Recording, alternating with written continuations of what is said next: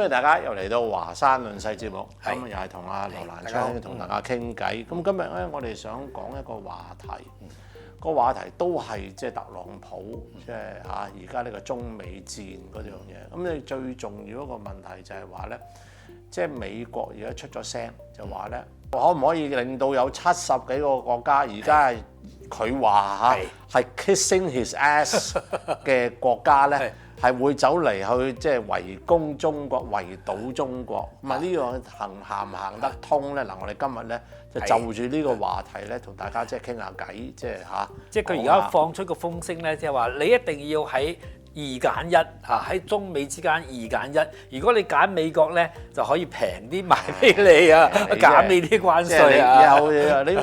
你同我拍拖，你又冇同佢去街咁。喂，大佬，而家唔係去街啊嘛，大佬，而家即係點可能啫？即係你話咪先？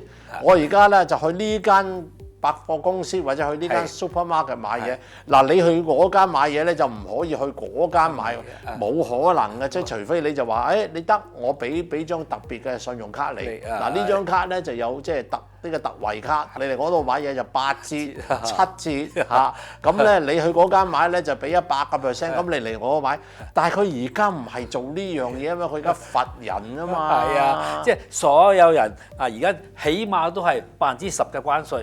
即係佢而家話公開幫日本傾，特朗普自己話傾得好好，收穫好大。不過我又覺得一樣嘢先，嗱日本咧就本來收緊即係24%，咁而家咧就變咗10%，即係當住10%先。即係90日內。係啦，咁你而家傾住先，咁傾完之後咧，你點都係10%啦，佢唔會換0啊嘛，係咪？咁即係話咧，你而家嚟我度買咧，我就罰你。即係平啲，我加你10%上。如果你去揾佢咧，我唔知佢賣俾你幾錢啊。不過咧就如果你仲去佢度咧，我喺度咧可能收你24%，加24%價咁。喂，咁樣趕客㗎啫喎。即係如果你俾咗呢個石破茂日本而家去幫佢傾嘅話，如果假如佢完全唔要中國嘅市場。佢死咗。係啊，你俾你呢個就算呢個特朗普俾翻你零關稅又翻原點啊，你都死得更慘啊！但係記住一樣嘢喎，我哋不嬲都講嗰句啊嘛，特朗普而家係搶錢啊嘛，佢係需要多啲錢嚟增加美國嘅收入啊嘛。咁如果日本呢度佢收唔到錢翻嚟咧，佢跟住唔使同其他人講啦，因為如果美國搞完呢一大鋪關稅戰，而係somehow攞唔到新錢入嚟咧，佢死咗啦。即係我諗而家日本方面咧，即係日本佢冇一個反制嘅措施，即係實際上佢又冇條件去反制。咁佢而家最大嘅希望咧就話，希望你24%係對所有日本嘅對等關稅，佢另外咧就係汽車嗰度咧25%，哇25%嘅汽車稅咧，日本方面話對日本好傷，希望嗰度能唔能夠減啲，但係實際上咧，而家我諗最後可能特朗普至少15%到20%，唔係佢收唔到錢嘛。其實即係大家諗一諗咧，特朗普真係一個好戇居嘅人嚟嗱，第一。呢個世界咧就係大家行緊去電能車嗰度，電動車啦。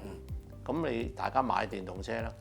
咁美國本身嘅即係 General Motors 啊、Ford 啊嗰啲咧，即係起嘅電能車就少嘅。咁佢而家叫咧就話叫你班人咧繼續用翻 internal combustion，即係內燃機車。咁啊，其實咧同世界啱啱扭翻轉嚟㗎。咁啊，又去翻一個問題啦。喂，油價平啊嘛，我點解而家仲會買架油車咧？我梗係買架電車啦。好啦，日本電車貴咗，呢中國冇得入口，呢度慢慢，你要焗我買呢個即係美國車。美國，喂，仲邊度通啫？因為唔通㗎嘛。即係你可能係希望救到。即係 Ford 啊，呢個 General Motors 啊，救一陣間，但可能都係1-2年嘅事啊。佢哋亦都會諗住，喂，你俾多啲時間我都係買唔到咁多呢啲車㗎。其實我喺網上都睇過好多，即係好多啲片段咧，有好好笑嘅，即係佢話咩咧？就美國10大車種啊，就話咧就擺咗喺嗰個停車場度擺幾耐先賣到。咁啊，其實咧由1至10咧，就基本上咧有8種啦，8種9種啦，都基本上係美國製造嘅車。但係嗰啲就點解會擺咁耐咧？美國賣車就擺晒喺個停車場度，即係美國車有 option 嘅就分開晒嘅，即係唔係佢做晒出嚟你先話，又再做俾你，而係佢做晒出嚟擺度。咁如果你要賣晒你而家呢一紮車咧就要8個月、9個月、10個月先賣得晒。咁已經再代表一樣嘢啦，即係美國個車咧係賣唔到。咁你咁谷住其他咁加價。幫唔幫到佢咧？幫唔到。咁係日本仔又會講嘢嘅。日本就 Honda 就話：我而家咧就會搬翻去美國啦。我可能咧就唔喺日本做，唔喺邊度做咁樣搬去美國啦。咁其實即係得日本係咁樣嘅啫。其實仲有幾多國家係願意咁樣做嘅咧？即係實際上咧，而家日本係冇牌好打。日本而家仲有一樣嘢咧，要俾呢個特朗普卡實嘅。特朗普第一個任期係大量升呢個美軍駐日本嘅軍費咧，升到5倍咁多。咁當時安倍咧就好精嘅，咁邊有應承你？實際上就冇俾，一直喺度拖住。咁今次咧呢一個美軍駐日嘅軍費咧，特朗普一定會加嘅。咁呢次石破埋話咧，你只得唔夠，你又係翳人哋加少啲，你完全冇牌打，冇反制嘅能力。係啊，不過咁樣講咧，老實講，如果你睇翻日本今次呢個例子啊，即係當然而家未完啦，你會睇到咧咁多個國家，你只係可以恰到你啲朋友，你嘅敵人你嘅對手，例如中國咁咧。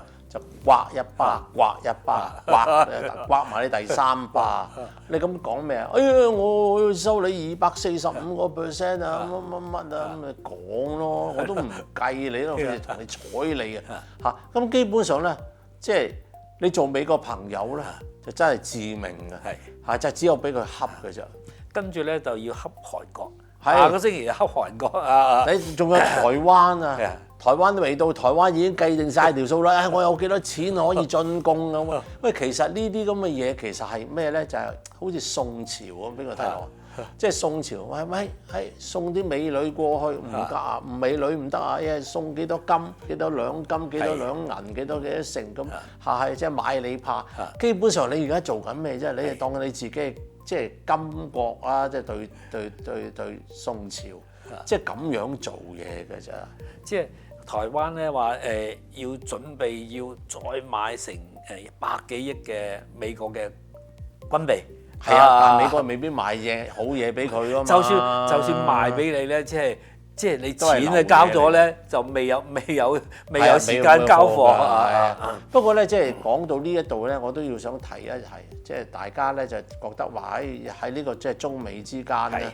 即係中國好似企得好硬好掂，其實咧，因為我所知咧，其實有不少嘅人咧，即係有不少嘅即係公司咧，其實真係今次真係要執笠嘅，因為你冇咗美國嗰個即係嗰個市場咧，基本上係冇咗個市場。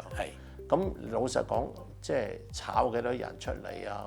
你話冇啊，10幾個%啫，係嘛？即係美國，即係中國佔呢個美國呢個市場係10幾個%，但係你唔好忘記呢10幾個%係好多間小公司或者中公司，即係大家做出嚟嘅。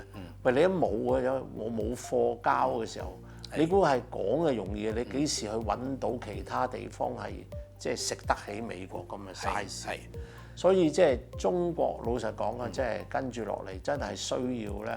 係揾啲錢翻嚟去幫翻一啲人，即係老實講，你唔好幫唔到公司啦，但係你要幫到即係失業嗰班人啊，就失業有多幾多咧？唔知，但係咧喺即係譬如今年咁先算啊，有個講法就話你廣州交易會啊係少咗好多人，因為冇晒美國買家，冇咗美國買家，咁你話佢以前重唔重要咧？重要。但係其他重唔重要咧？都重要。個分別係咩咧？如果美國落一張單咧，就可能係100咁先算啦。你喺地度攞嘅一張單翻嚟，可能係10，可能係15。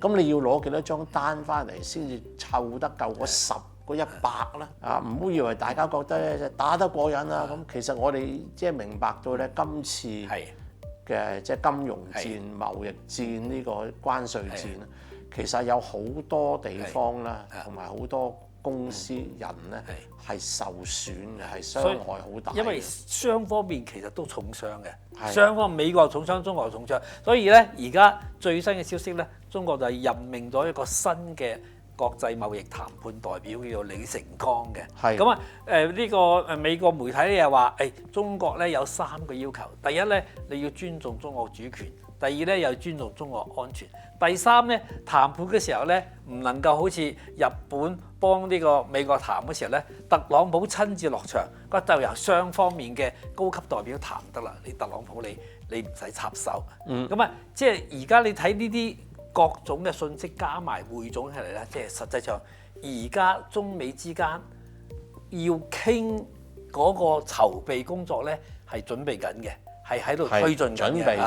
準備嚇咁，但係幾時真係傾咧？咁啊，老實講去睇啦。咁啊嗱，中國講得好得意嘅，又話咧就我有呢班人喺度啦，我等你諗。佢冇講嗰句就係咧，你幾時得閒打電話嚟啊？美國就話中國要打電話嚟，咁你咪等下電話咯。等極都冇電話嚟，好似哇識咗個女仔或者識咗個男仔咁話，我俾咗個電話你，佢幾時得閒打俾我啊？咁翻到去就電話幾時嚟？電話幾時嚟？而家有好多中間人嘅，到時又話大家同時嗰日一齊攞起電話，但係唔會嘅，即係其實係即係我覺得咧喺咁嘅時候咧，中國其實係好定嘅，即係坐喺度。敵不動我不動，真係唔使驚呢個，我又覺得唔需要驚。咁美國到時捱到嘅咩位咧，又係即係首先咧，我覺得即係同日本今次傾咧係好重要，因為日本係一個咧就會對住美國叩頭嘅國家，跟住就韓國，跟住韓國，跟住台灣。歐盟咧就解明會打嘅，加拿大就會打嘅，呢個墨西哥咧都會打嘅。好啦，咁你希望造成咗一個局面，就有個國家叫日本，就喺度叩頭，就攞到呢啲嘢。咁其他人就諗啦，我肯唔肯做呢樣嘢，係攞翻同樣嘅嘢咧？如果攞唔到嘅，我唔做啦，或者呢個價錢太高啊！我都費事同你講，我同你打過咪算數啦。即係我諗，好似例如加拿大咁啫嘛。即係我諗而家北京咧一定係睇兩樣嘢，一樣嘢咧就睇你特朗普幫日本啊、韓國啊所謂嘅75個國家傾成點。第二樣咧就睇翻你國內到底有幾多人反你。馬斯克幾時走？你個通脹去到幾多？你成個美國嘅政治而家拜登都出嚟。企翻出嚟啊！80幾歲都出嚟話係第一場演講就話：喂，特朗普你搞到美國咁差，點算啊咁？所以我諗北京又睇住呢樣嘢就睇住呢個後發制人啊。不過咩嘢係一個好有趣啊？你點縮咧？嗱，即係咁一個現實啦。譬如你做咗樣嘢出嚟咁個股市係大跌即係唔見咗好多錢咁。好啦，咁啊，如果到呢個即係美債個利息又提高咗，咁有啲人又唔願意買美債啦。即係譬如你而家講有6萬幾億嘅即係債務咧，就係啱啱今年6月就到期。咁到期嘅時候，代表咩咧？就話咧，即係美國咧就要印好多銀紙出嚟，就係還翻俾呢啲債主啦，即係債券嘅持有人。咁俾咗你，咁我咪冇咗6萬幾億，咁我6萬幾億條數點計咧？咁啊，梗係要最好就 roll over，我又跟住又印啲新債出嚟，你又買翻。咁如果喺呢個環境嘅話，搞唔掂呢樣嘢咧，就即係美國係可能會真係大鑊嘅喎，真係大鑊嘅喎。因為如果呢6萬幾億係冇人買嘅話咧，就即係你印多6萬幾億銀紙去還咗債，咁啊即係代表咩啊？啲即係其實真係唔係外國揸你嘅債最多，係本地嘅公司嘅大企業、pension fund 啊嗰啲揸得最多噶嘛。咁你點樣算呢？即係而家特朗普咧仲有一條計嘅，佢自己話：我好靈活㗎。咁你收呢個中國關稅啊，最高去到245%，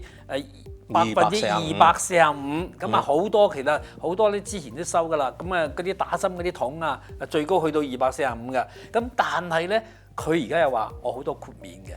半導體啊、電腦呢啲全部豁免。如果你唔係嘅話咧，你嗰個蘋果咧就冇人買㗎啦，蘋果手機冇人買㗎啦。佢嗰個係特別為咗蘋果，係 iPhone 加埋啲 iPad 啊嗰啲嚟做嘅啫。老實講，佢如果唔係咁嘅時候咧，即係美國自己本身就即刻有一間大公司冧，一冧咧就蘋果一冧咧，就即係你美國都死㗎啦。即係你會知道，即係點可能俾一個即係美國自己裏邊一間咁大嘅公司冧得？你蘋果美國都請好多人㗎嘛。所以咧我覺得咧就係嗱，佢既然可以呢個豁免蘋果，咁未來咧佢有啲咧對美國好影響嘅，佢又放落個清單。包括佢喺第一個任期嗰時候，佢都係有一張好大嘅清單，係好多冇收到五位嘅嚇。不過我諗講到尾咧，大家講咧就係話，即係特朗普咧嗰個 concept 咧。一個 concept 咧就係我搶錢，但係你個搶錢嘅方法，你諗即係諗嗰個可能人哋會點樣去即係接受啊，定係抗拒你啊？呢一下咧就諗到錯晒嘅，呢度諗到錯晒。咁然後跟住捉棋嗰兩步係點咧？佢最多係諗多一步嘅啫。中國又諗咗3、4、5、6、7步，所以如果真正大家攣起上嚟咧，就即係中國係會贏佢。咁但係當然啦，贏佢啫，但美國係咪會輸咧？又睇有幾多個日本啦。咁你有一個日本就有一個加拿大。咁如果喺咁樣比較之下咧，即係美國都唔係有好日子過，特朗普更加冇好日子過。OK， 今日講到呢個為止，拜拜。